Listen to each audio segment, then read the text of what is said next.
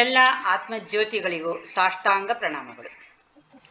ಇವತ್ತು ನಾವು ಭಗವದ್ಗೀತೆಯ ಪೂರ್ಣ ಯೋಗ ಉಪನ್ಯಾಸ ಮಾಲಿಕೆಗಳ ಮೂಲಕ 14ನೇ ದಿನದ ಉಪನ್ಯಾಸ 13ನೇ ಚಾಪ್ಟರು ಕ್ಷೇತ್ರ ಕ್ಷೇತ್ರಜ್ಞ ವಿಭಾಗ ಯೋಗ, ಇದ್ರ ಬಗ್ಗೆ ತಿಳ್ಕೊಳ್ಳೋಕ್ಕೆ ಪ್ರಯತ್ನ ಪಡ್ತಾ ಇದ್ದೀವಿ. ಮೊದಲು ಪ್ರಾರ್ಥನೆಯನ್ನು ಮಾಡೋಣ. ಗುರು ಬ್ರಹ್ಮ ಗುರು ವಿಷ್ಣು ಗುರುದೇವೋ ಮಹೇಶ್ವರ ಗುರು ಸಾಕ್ಷಾತ್ ಪರಬ್ರಹ್ಮ ತಸ್ಮೈ ಶ್ರೀ ಗುರವೇ ನಮಃ. ಅಖಂಡ ಮಂಡಲಾಕಾರಂ ವ್ಯಾಪ್ತಂ ಯೇನ ಜಗತ್ ತಸ್ಮೈ ಶ್ರೀ ಮಹಾಶಂಕರಂ ನಮಾಮಿ.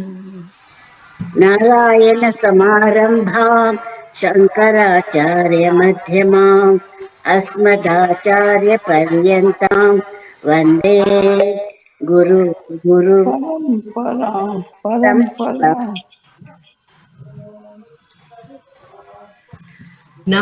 ನಾನೆಂಬುದು ನಾನಲ್ಲ, ಈ ದೇಹ ಮನಬುದ್ಧಿ ನಾನಲ್ಲ, ಸಚ್ಚಿದಾನಂದಾತ್ಮ ಶಿವ ನಾನೇ, ಶಿವೋಹಂ ಶಿವೋಹಂ ಶಿವೋಹಂ.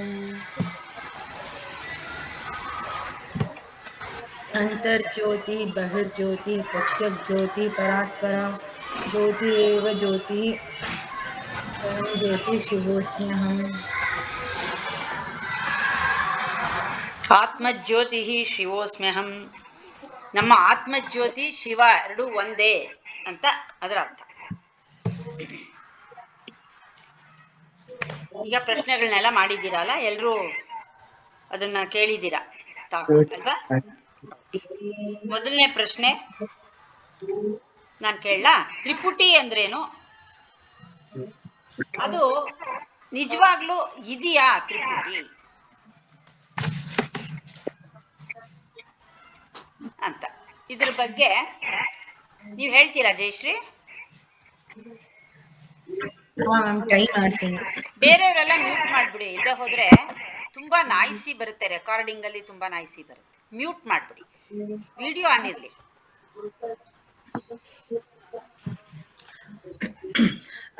ತ್ರಿಪುಟಿ ಅಂದ್ರೆ ಯಾವುದೇ ಅನುಭವ 3 ರೀತಿನಲ್ಲಿರುತ್ತೆ, ಅದಕ್ಕೆ ತ್ರಿಪುಟಿ ಅಂತ ಹೇಳ್ತೀವಿ. ಮೊದಲನೇದು, ನಾವು ಒಂದು ಹಣ್ಣು ನೋಡ್ತೀವಿ. ಹಣ್ಣು ಒಂದು ವಸ್ತು, ಹಣ್ಣನ್ನ ನೋಡೋದು ನಾನು, ಅದನ್ನ ನಾವು ನೋಡ್ಬೇಕು, ಅಲ್ಲಿ ನೋಡುವಿಕೆ ಇದೆ, ಮತ್ತೆ ವಸ್ತು ಇದೆ. ಸೊ ಇಲ್ಲಿ ಹಣ್ಣನ್ನು ನೋಡುವುದು ಮತ್ತು ಹಣ್ಣನ್ನು ನೋಡುವ ನಾನು ಮತ್ತು ಹಣ್ಣನ್ನು ನೋಡುವುದು